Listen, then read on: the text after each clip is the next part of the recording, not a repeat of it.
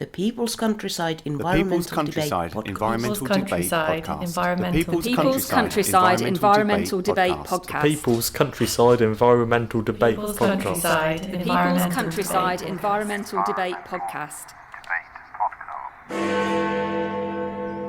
The global majority are people of colour, so where was the tipping point that saw the white man dominate?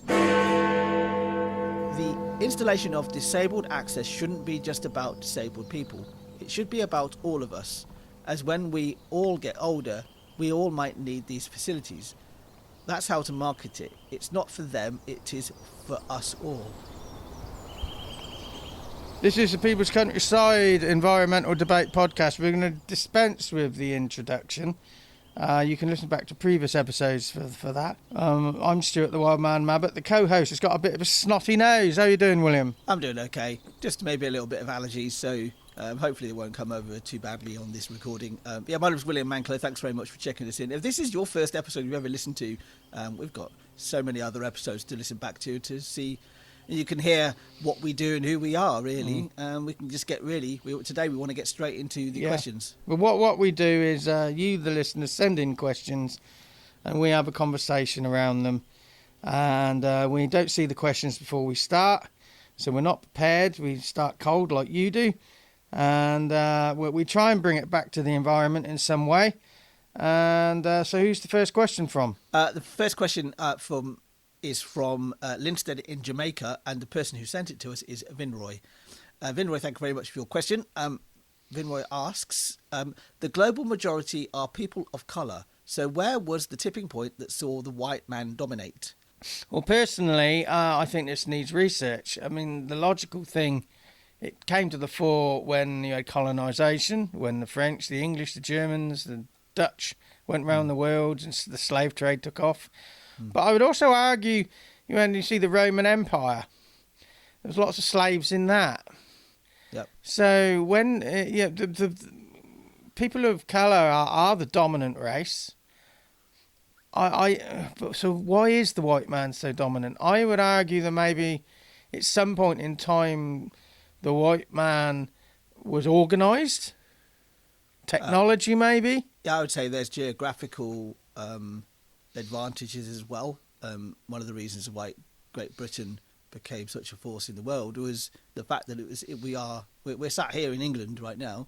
We're on an island which is extraordinarily easily defensible if you've got a very strong navy, which the UK has always had. Great Britain's always had a very strong navy. So it takes a lot to actually invade.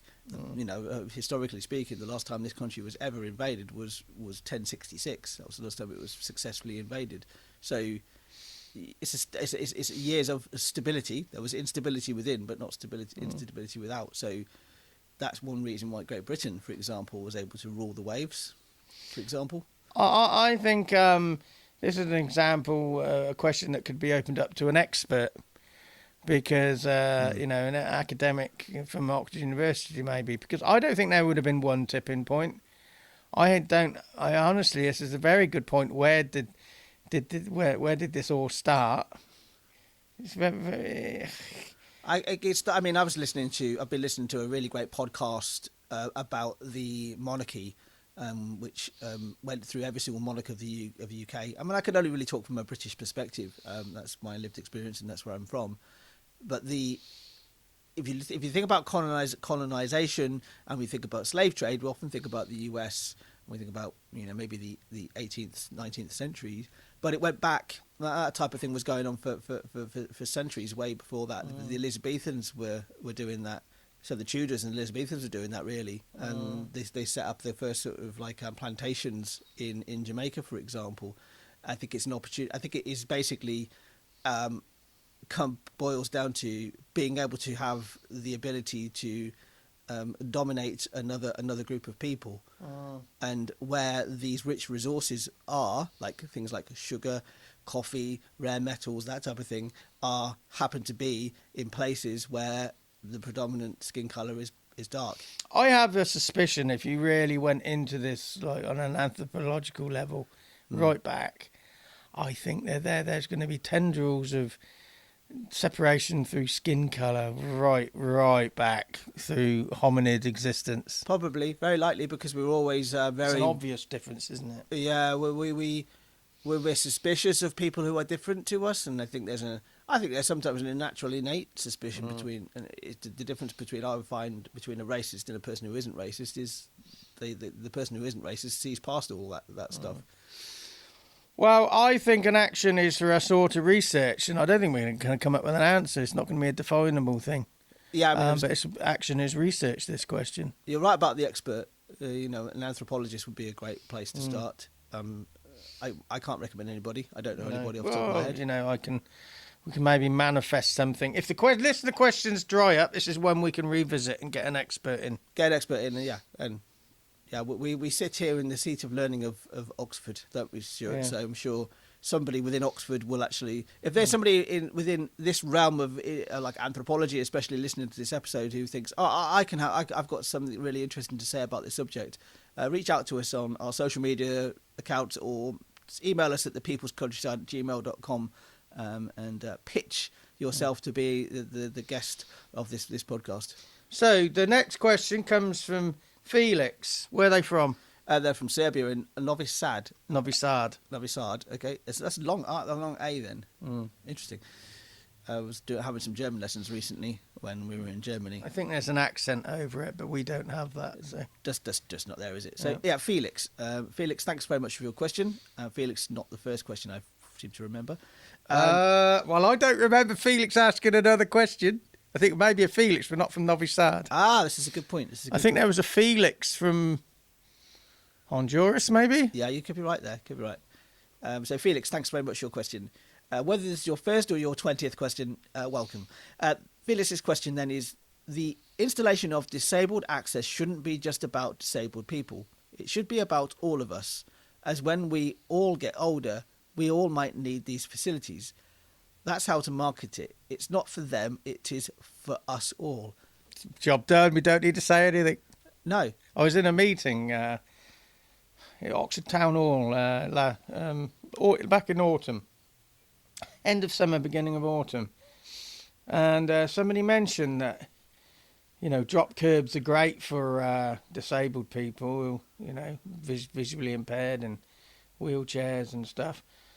But somebody from the council said that they had their mind open to the fact that we're investing in accessibility for when we all need it in later life. And I fully agree. I would also say that things like drop curbs and that type of thing are actually really useful if you're pushing something heavy as well.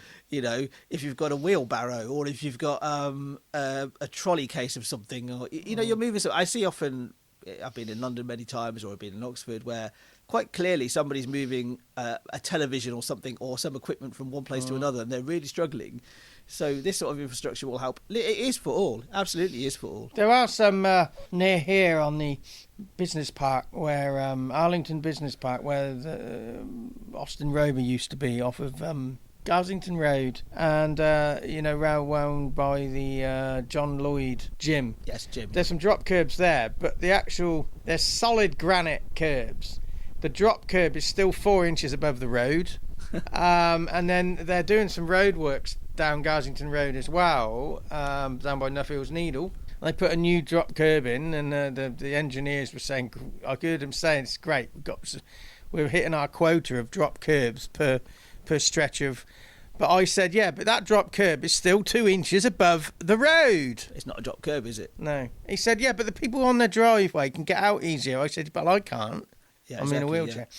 So I read that question again. Yeah, I'll read through it again because I think Felix has just hit the nail on the head. And it was something that I remember talking about in the Genuine Disabled Task Force first meetup, was about this whole idea that I think I raised that point of that it's going to be useful for everybody for whatever your needs are. So if you do, so I'll read this question out again. The installation of disabled access shouldn't be just about disabled people. It should be about all of us. As when we all get older, we might need these facilities.